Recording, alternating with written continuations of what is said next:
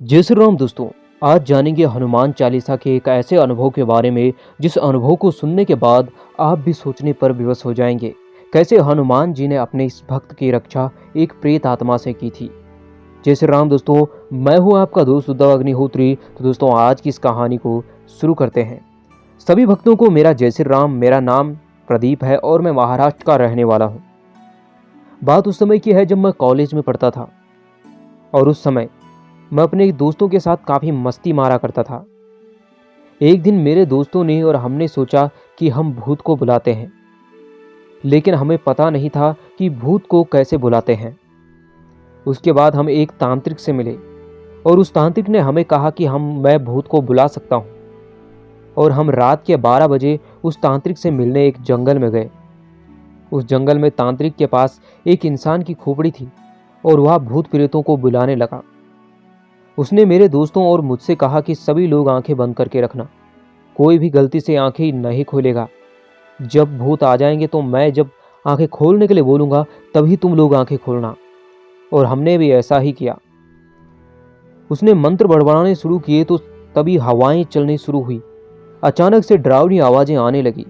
तभी मेरी आंखें डर के मारे खुल गई। तांत्रिक ने मेरी ओर देखा और गुस्सा करते हुए कहा, मैंने बोला था कि आंखें मत खोलना।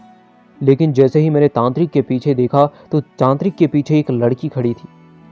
उसके मुंह बड़ा ही डरावना था और उसने काले रंग के कपड़े पहने हुए थे। उसको बहुत चोटें आई हुई थी। यह देखकर मैं वहां से भाग गया। जब मेरे दोस्त मुझे सुबह मिले तो उन्होंने कहा कि तू वहां से क्यों भागा। तांत्रिक ने कहा, अब तुझे उसका परिणाम भुगतना होगा। अगर तू बैठा रहता तो तांत्रिक तेरी मदद भी कर लेता। मैं इस मारे और डर गया। अब रोज मेरे साथ अचानक से अजीबोगरीब घटनाएं होने लगी। जब मैं सोया रहता तो मुझे ऐसा लगता मानो कोई मुझे थप्पड़ मार रहा हो और मेरी नींद खुल जाती। एक दिन अचानक से वही लड़की मुझे मेरे कमरे में दिखाई दी और मैं जोर से चिल्लाने लगा। जब पापा मम्मी को यह बात पता चली तो पापा मम्मी ने मुझे डांटा कि तुम क्यों तांत्रिक के चक्कर में पड़े थे, तुम्हें भूत देखना क्यों था। उसके बाद मुझे एक पंडित जी के पास ले जाया गया। पंडित जी हनुमान जी के भक्त थे और उन्होंने मुझे कहा कि रोज हनुमान चालीसा का पाठ करो, कुछ नहीं होगा। और उन्होंने जब मुझे समझाया तो मैं रोज हनुमान चालीसा पढ़ने लगा।